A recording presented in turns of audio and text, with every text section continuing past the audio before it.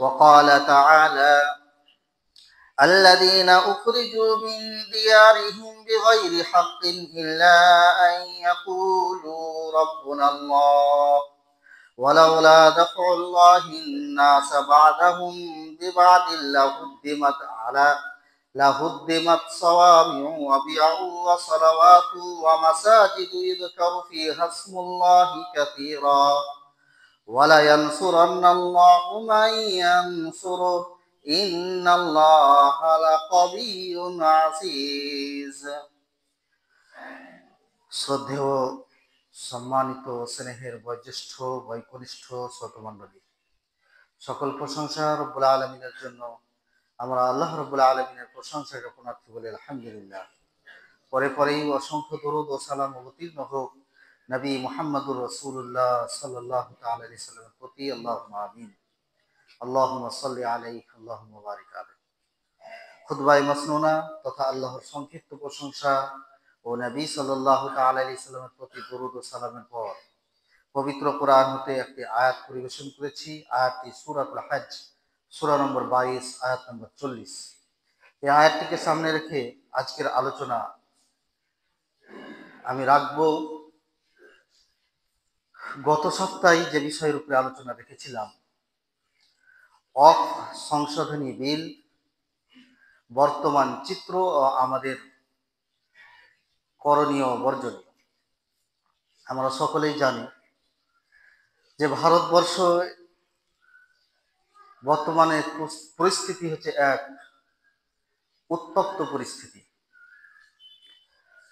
যে আজকে আমাদের উপাসনালয় তথা মসজিদ সমূহ, মাদ্রাসা, শিক্ষালয়,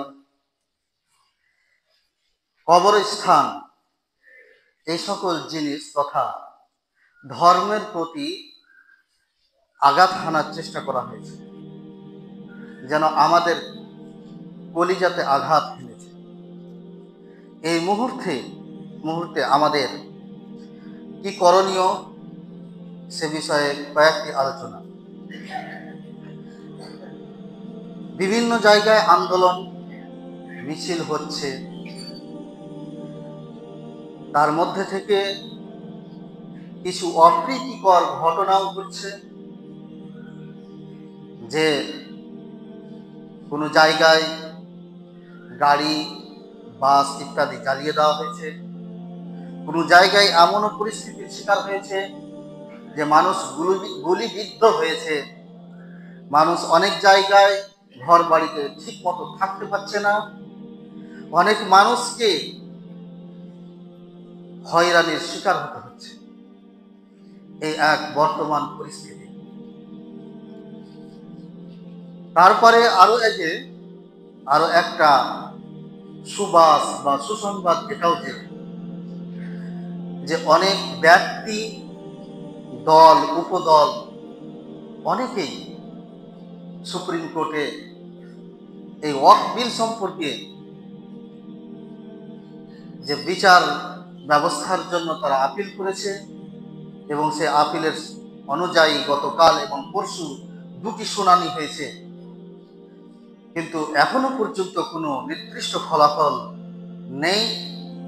তবে আশ্বাস রয়েছে যে আমাদের যে বিষয়গুলি খুবই গুরুতর তা কিছু হালকা হয়ে যেতে পারে, এমনকি নির্মূল হয়ে যেতে পারে। আগামী 5ই মে আবার শুনানি রয়েছে।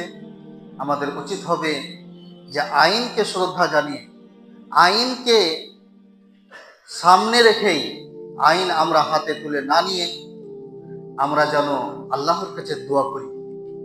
এই কামনা আমাদের থাকবে, যাতে করে আমাদের ঐতিহ্য যেন ঠিক থাকে। আল্লাহ রাব্বুল আলামিন যেন আমাদেরকে সঠিকভাবে সঠিক জায়গায় রাখেন এবং আমাদের যা করণীয় তা আমাদের থেকে যেন গ্রহণ করেন। এ প্রসঙ্গে আপনাদের সামনে যে আয়াতটি আমি আলোচনা করেছি তার সাদাসিধা অর্থ এবং বর্তমান প্রেক্ষাপট আপনাদের সামনে তুলে ধরব।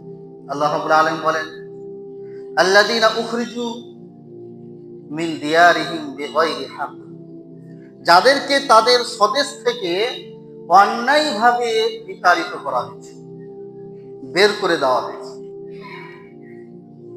এর মূলত কারণ কি, যে অনেক মানুষকে বিভিন্ন সময় তথা মুসলিম জাতিকে, মুমিনদেরকে কাফিররা, অমুসলিমেরা বিতাড়িত করে দিয়েছে তাদের স্বদেশ থেকে।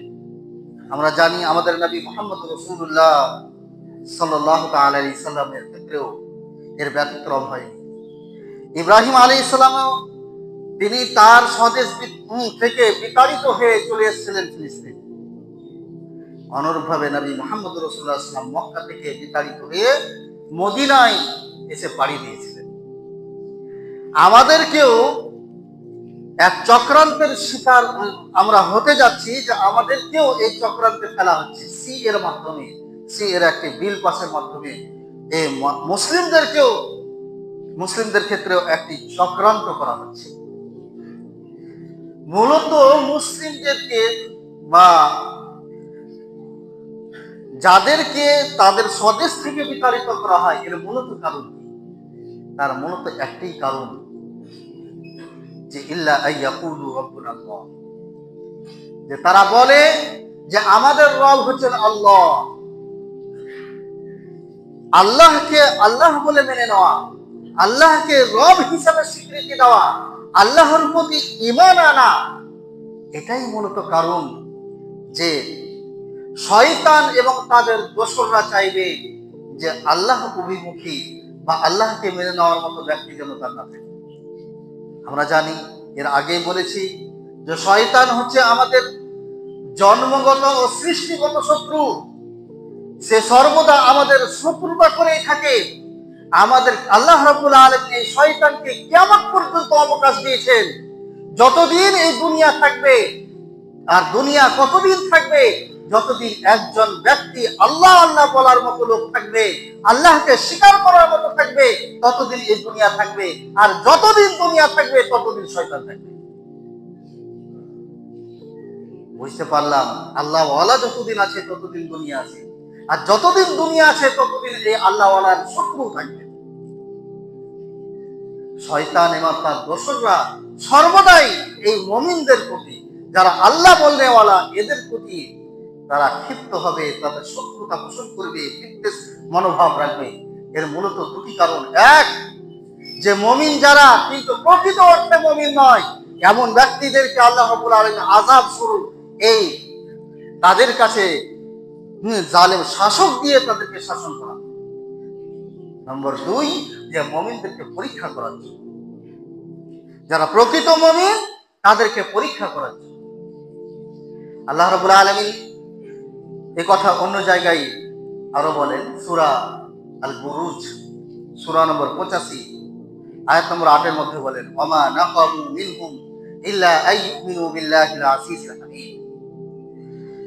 ওয়ামা নাকামু মিনহুম, এখানে এক বড় লম্বা এক ঘটনা আছে, শুধু সংক্ষেপে এতটুকুই বলছি, যে কিছু মানুষকে গর্ত খনন করে কাফিররা, অবিশ্বাসীরা মুমিনদেরকে, বিশ্বাসীদেরকে সেই গর্তে অগ্নি কুণ্ড করে দিয়ে সে অগ্নিকুণ্ডে নিক্ষিপ্ত করেছিল। যারা নিক্ষিপ্ত হয়েছিল তাদেরকে এই নির্যাতনের কেন শিকার হতে হয়েছে? কাফিররা কেন এই নির্যাতন করেছিল? আল্লাহ রাব্বুল আলামিন সেটাই বলছেন, ওয়ামা নাকামু মিনহুম ইল্লা আইয়ুমিনু বিল্লাহিল আসিসিল হামিদ। তারা তাদের প্রতি নির্যাতন এই কারণেই করেছিল যে তারা প্রক্রমশালী, প্রশংসার যোগ্য আল্লাহর প্রতি ঈমান এনেছে। এই ঈমান আনয়নের ফলে তারা নির্যাতনের শিকার হয়েছে। অবশ্য অমুসলিম তথা আরো অন্যান্য জাতি সকল মুসলিমদের উপরে অত্যাচার করে না। অতএব যারা অত্যাচার করে না তাদের সঙ্গে আমাদের ব্যবহার কেমন হবে, এ বিষয়ে কোরআন আমাদেরকে তার নির্দেশনা ও পথ দেখিয়েছে। আমরা আজকেও দেখতে পাবো এই ওয়াকফ সংশোধনী বিলের প্রসঙ্গে যদি আমরা দেখি, তাহলে দেখব যে যখন ভোট হয়েছিল তখন মাত্র 40 জন আমাদের সংসদ রয়েছে মুসলিমদের মধ্যে, কিন্তু 232টা ভোট করেছে এর বিপক্ষে তথা মুসলিমদের পক্ষে। তাহলে 40-এর পরে যত সংখ্যা থাকছে সবগুলোই হচ্ছে অন্যান্য মুসলিম। বোঝা গেল সকল অমুসলিম বলে যে মুসলিম বিরোধী হবে এমনটি নয়। সকলেই কিন্তু মুসলিমদেরকে বিতাড়িত করতে চায় না, সকলেই কিন্তু মুসলিমদের বিপক্ষে অবস্থান নিতে চায় না। অতএব আমাদেরও খেয়াল রাখা উচিত যে আমরা কোনো অমুসলিমদের সঙ্গে খারাপ আচরণ করব না, তাদের সঙ্গে করব যারা জুলুম করে। আর জুলুম অত্যাচার এটা কোনো ধর্ম বিশেষে হয় না। জুলুম তো জুলুম, যে কোনো ধর্মের লোক না করুক না কেন, জুলুমের বিপক্ষে অবস্থান করতে হবে। সে একজন মুসলিমও যদি জুলুম করে তার বিপক্ষে অবস্থান করতে হবে, যে কোনো জাতের যে কোনো ধর্মের হোক না কেন। অতএব ইসলাম শান্তির বার্তা দেয়, ইসলাম ইনসাফের বার্তা দেয়, ইসলাম ন্যায়ের বার্তা দেয়। কখনো কোনো অন্য ধর্ম অবলম্বীর প্রতি খারাপ আচরণের নির্দেশ দেয় না, শুধু তাদের প্রতি খারাপ আচরণের নির্দেশ দেয় যারা জুলুম করে, জুলুমকে প্রতিরোধ করার জন্য, জুলুমের বিপক্ষে অবস্থান করার জন্য। আর যারা প্রকৃত মানবতা বলে, মানবতা দরদি, মানবতার পাশে দাঁড়াতে চায়, তারা যে কোনো ধর্মের হোক না কেন, তারা কিন্তু জুলুমের বিপক্ষেই অবস্থান করবে। আজকে তার নজির যে 40 জন মুসলিম শাসক ছাড়াও, মুসলিম যে সাংসদ ছাড়াও অন্যান্য সাংসদরাও এই মুসলিমদের পক্ষে অবস্থান করছে। তারা আসলে মূলত জুলুমের বিপক্ষে অবস্থান নিয়েছে।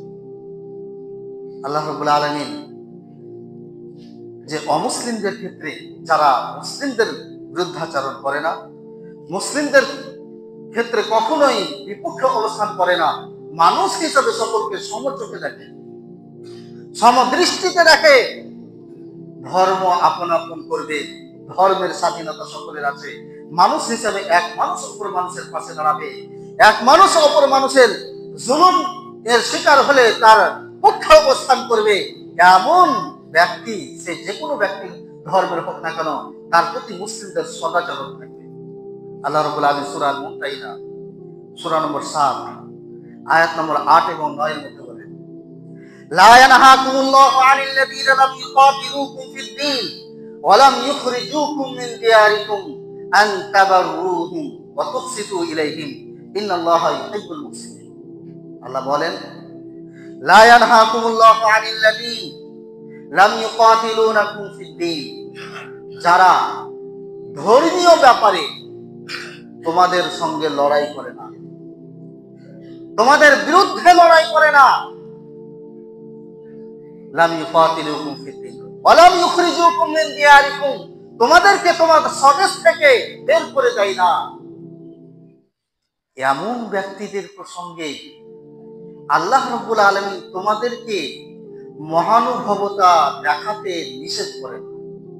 তাদের সঙ্গে মহানুভবতা দেখাতে আল্লাহ রাব্বুল আলামিন বলছেন, মানবতার দৃষ্টিকোণ থেকে তাদের সঙ্গে সদাচরণ করতে আল্লাহ বলছেন, ওয়া তুকসিতু ইলাইহিম, এবং তাদের সঙ্গে ন্যায়সঙ্গত আচরণ করতে আল্লাহ বলছেন, যে তোমরা ন্যায়সঙ্গত আচরণ করো।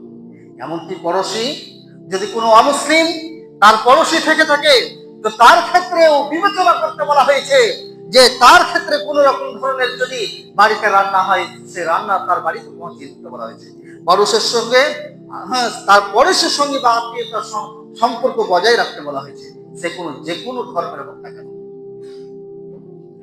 ইন্নাল্লাহা ইউহিব্বুল মুহসিনিন, আল্লাহ রাব্বুল আলামিন মুহসিন তথা ন্যায় পরায়ণকারীদের পছন্দ করেন। তাদেরকে আল্লাহ কাদের প্রতি নিষেধ করেন সদাচরণ করতে? আল্লাহ বলেন, ইন্নামা ইয়ানহাকুমুল্লাহু আনিল লাযীনা ইউকাতিলুকুম ফিদ-দীন ওয়া আখরাজুকুম মিন দিয়ারিকুম ওয়া যাহারু আলা ইখরাজিকুম।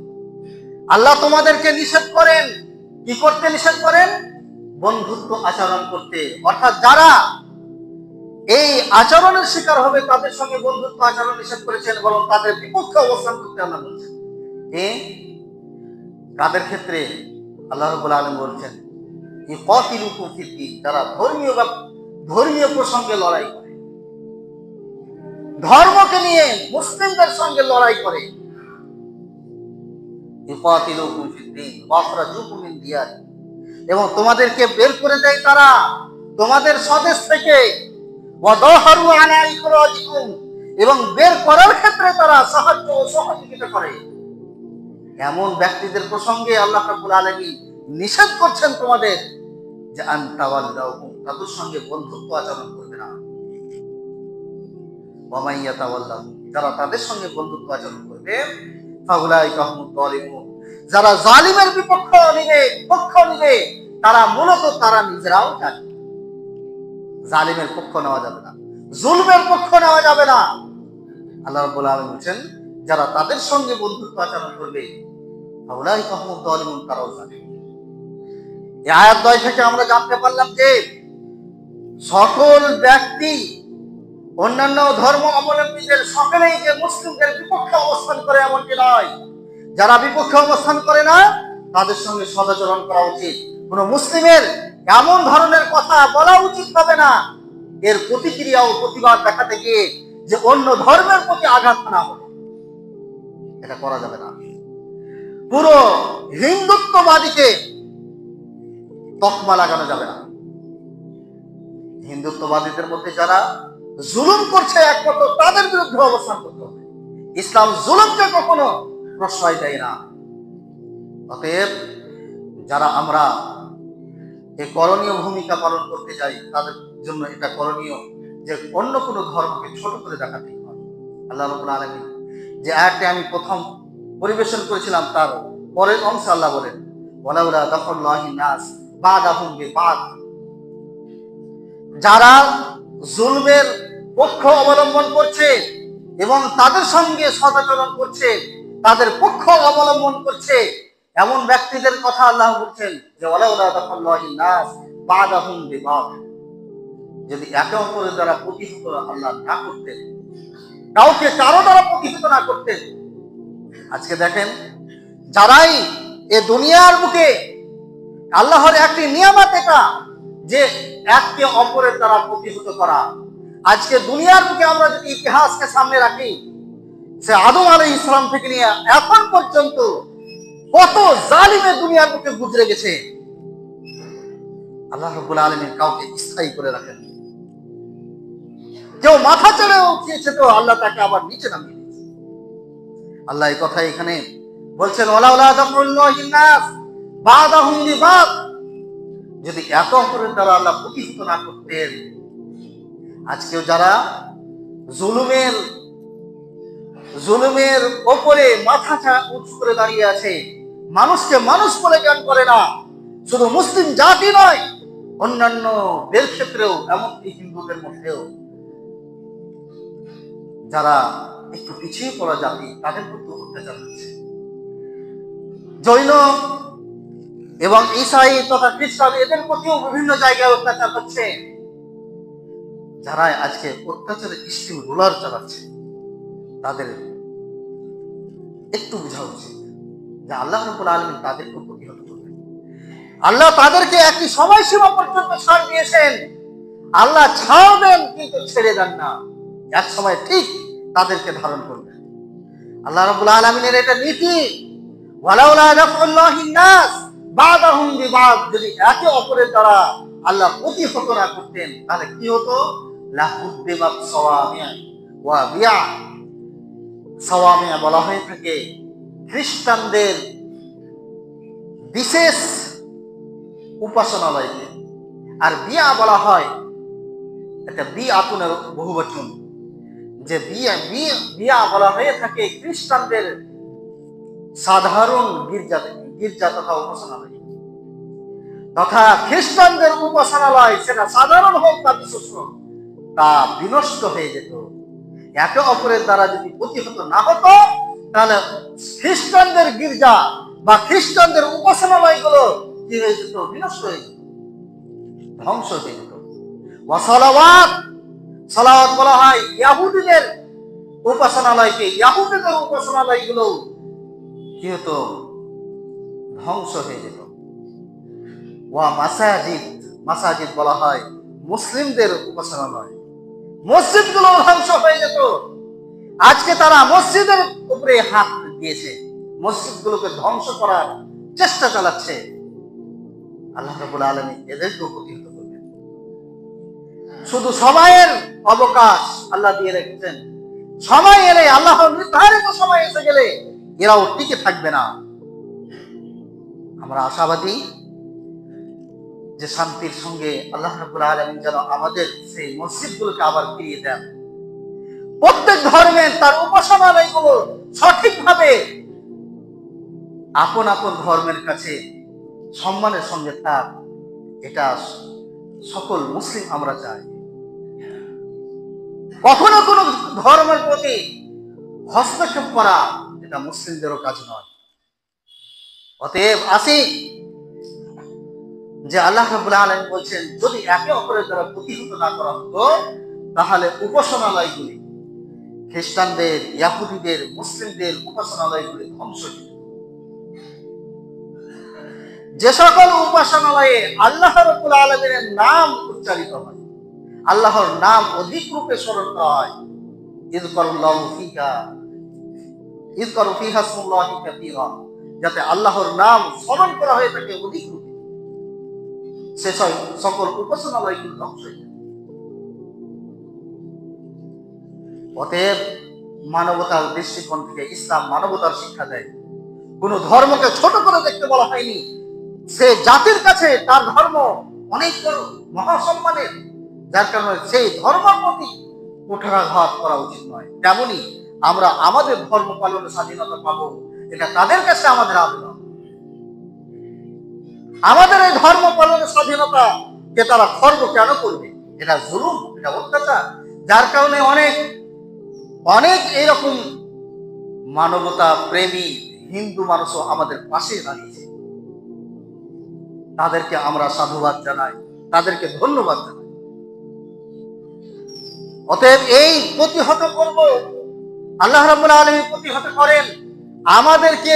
আমাদের মাধ্যমে আমরা কেমন ধরনের এ ব্যাপারে সচেষ্ট হচ্ছি এবং প্রতিবাদ জানাচ্ছি, এটা আল্লাহ রাব্বুল আলামিন দেখতে চান। মহান আল্লাহ সে আয়াতের মধ্যেই বলছেন, ওয়ালা ইয়ানসুরান্নাল্লাহ মাইয়ানসুরু, ওয়ালা ইয়ানসুরান্নাল্লাহ, অবশ্যই আল্লাহ রাব্বুল আলামিন সাহায্য করেন ওই ব্যক্তিদের যারা আল্লাহকে সাহায্য করে। আল্লাহ সাহায্যের মুখাপেক্ষী নয়। তাহলে আল্লাহ এখানে বলছেন যে আল্লাহ তাদেরকে সাহায্য করেন যারা আল্লাহকে সাহায্য করেন। এখানে আল্লাহর সাহায্য বলতে, আল্লাহকে সাহায্য করা বলতে আল্লাহর দ্বীনের সাহায্য করা। আমরা যদি আল্লাহর দ্বীনের সাহায্য করি তাহলে আল্লাহ আমাদের উপরে সাহায্য করবেন। আমরা আল্লাহর সাহায্যের মুখাপেক্ষী, আল্লাহ আমাদের সাহায্যের মুখাপেক্ষী নন। আল্লাহুস সামাদ, আল্লাহ বেনিয়াস, তিনি মুখাপেক্ষীহীন, কারো কোনো কর্মের প্রতি মুখাপেক্ষী নন। শুধুমাত্র তিনি আমাদেরকে দেখতে চাইছেন যে আমাদের ধর্মের ব্যাপারে কতটা আমরা নিজের ধর্মকে ধারণ করতে পারছি, ধর্মকে বাঁচাতে পারছি, এটা তিনি দেখতে চাইছেন। আল্লাহ রাব্বুল আলামিন যার কারণে বলছেন ওয়ালা ইয়ানসুরান্নাল্লাহ। আমি এর আগে জুমায় বলেছিলাম যে সাহায্য তখনই আসে যেখানে আমাদের চেষ্টা প্রচেষ্টা একেবারে নিঃশেষ হয়ে যায়। সাহায্য তখনই শুরু হয়ে যায় আমাদের চেষ্টা প্রচেষ্টা যেখানে একেবারে শেষ হয়। যে একটি ঘটনা বলেছিলাম যে মুসা আলাইহিস সালামকে আল্লাহ বলছেন যে মুসা তুমি চলো, তোমার পিছনে ধাওয়া করবে তোমার শত্রু দল। মুসা এবং তার স্বজাতি চলতে লাগলেন। তিনি যখন চলতে চলতে এক পর্যায়ে এমন অবস্থায় পৌঁছালেন যে তার জাতিরা বলল, ইন্না লা মুদরাকুন, আমরা ধরা পড়ে যাব। পিছনে সৈন্য দল, শত্রু দল, আর সামনে হচ্ছে সমুদ্র। এই অবস্থা দেখে মুসা আলাইহিস সালামের স্বজাতি বলেছিল, ইন্না লা মুদরাকুন, আমরা ধরা পড়ে যাব। তৎক্ষণাৎ মুসা আলাইহিস সালাম বলেছিলেন, ইন্না মাইয়া রাব্বি সায়াহদিন, যে আল্লাহ আমার সঙ্গে আছেন, আমার রব আমার সঙ্গে আছেন, তিনি অবশ্যই আমাকে পথ দেখান। মুসা আলাইহিস সালামকে আল্লাহ রাব্বুল আলামিন নির্দেশ দিয়েছেন, সেই নির্দেশ অনুমতে তিনি বেরিয়ে পড়েছিলেন। যেখানে তার চেষ্টা প্রচেষ্টা শেষ, সেখানে আল্লাহর সাহায্য শুরু। আল্লাহ বলছেন, মুসা তোমার হাতে কি? তুমি সমুদ্রে সেটাকে বাড়ি মারো। আল্লাহ পথ তৈরি করে দিলেন, মুসা আলাইহিস সালাম পার হয়ে গেলেন এবং ফেরাউন তার দলবল নিঃশেষ হয়ে গেল। এখান থেকে আমাদের শিক্ষা গ্রহণ করা উচিত। আল্লাহ বলছেন ওয়ালা ইয়ানসুরাল্লাহ মান ইয়ানসুরু, আল্লাহ সাহায্য অবশ্যই করবেন ওই ব্যক্তিদের যারা সাহায্য আল্লাহর করবে তথা আল্লাহর দ্বীনের করবে। ঠিক অনুরূপ আল্লাহ রাব্বুল আলামিন সূরা মুহাম্মদ সূরা নম্বর 47 আয়াত নম্বর 8 এর মধ্যে বলেন, 7 এর মধ্যে বলেন, ইন তানসুরুল্লাহা ইয়ানসুরকুম ওয়া ইসাব্বিত আকদাম, যদি তোমরা আল্লাহর তথা আল্লাহর দ্বীনের সাহায্য করো তা আল্লাহ তোমাদের সাহায্য করবেন। ওয়া ইসাব্বিত আকদামাকুম, এবং তোমাদের পাগুলোকে দৃঢ় করে দিবেন, তোমরা অবিচল হবে না। অতএব আমাদের করণীয় হচ্ছে যতক্ষণ পর্যন্ত এই অসংশোধনী বিল প্রত্যাহার না করা হবে ততক্ষণ পর্যন্ত আমাদের প্রতিবাদ আমরা জানাবো, প্রতিবাদ জানাবো, সঙ্গে সঙ্গে আল্লাহর কাছে আমরা দোয়া করব। যে কোনো মুহূর্তে যখনই আমরা আল্লাহকে স্মরণ করব আল্লাহর কাছে আমাদের দোয়া থাকবে, কারণ আল্লাহ যতক্ষণ পর্যন্ত চাইবেন না ততক্ষণ পর্যন্ত হবে না। অতএব আমাদের সর্বসময় আল্লাহর সঙ্গে কানেকশন থাকবে, তার সঙ্গে সঙ্গে আমাদের সাধ্যমতে আমরা প্রতিবাদ জানাবো। এই প্রতিবাদ জানাতে গিয়ে যে সকল বিষয়গুলো লক্ষণীয়, যে আমরা আইন হাতে তুলে নেব না, আইন হাতে তুলে নেব না। যেমন আমরা ইসলামী আইনকে শ্রদ্ধা করি, সেরকম ইসলামী আইনেও এমন কিছু অপ্রীতিকর ঘটনার জন্য ইসলাম উদ্বুদ্ধ করে না। আমরা মুসলিম, আমরা আল্লাহ এবং তার আল্লাহ রাব্বুল আলামিন যে নির্দেশ দেন তা মেনে চলতে বাধ্য, এবং রসুলের আদর্শকে আমরা আঁকড়ে ধরতে বাধ্য। অতএব রসুলের আদর্শ এটা নেই যে অপ্রীতিকর কোনো ঘটনা ঘটবে, কোন মানুষের মানহানিকর ঘটনা ঘটবে, কোন মানুষের প্রাণহানিকর ঘটনা ঘটবে, কোন মালের বিনষ্ট হয়ে যাবে, এরকম কোন ঘটনা যেন না ঘটে। অতএব আমরা আইন যেন হাতে না তুলি, এটা সর্বদা খেয়াল রাখবো, সেটা যে কোনো জাতের হোক না। আর সবচাইতে বড় আর একটি খেয়াল রাখতে হবে যে আমাদের মাঝে যেন শত্রু ঢুকে না পড়ে। শত্রু ঢুকে দিয়ে তারাই অপ্রীতিকর ঘটনা ঘটালো আর দোষ চাপলো আমাদের, এটা সবচাইতে বেশি সজাগ থাকবে। আমাদের র্যালি হবে, আমাদের প্রতিবাদ হবে এমন ধরনের যা ইসলাম সমর্থন করে, ইসলাম সমর্থন করে না এমন কি হবে। জঞ্জাট সৃষ্টি করা, অনেক মুসলিমদের অনেক মানুষকে কষ্টের মধ্যে ফেলে দেওয়া, এগুলো ঠিক নয়। অতএব সুন্দরভাবে আমাদের প্রতিবাদ জানাতে হবে।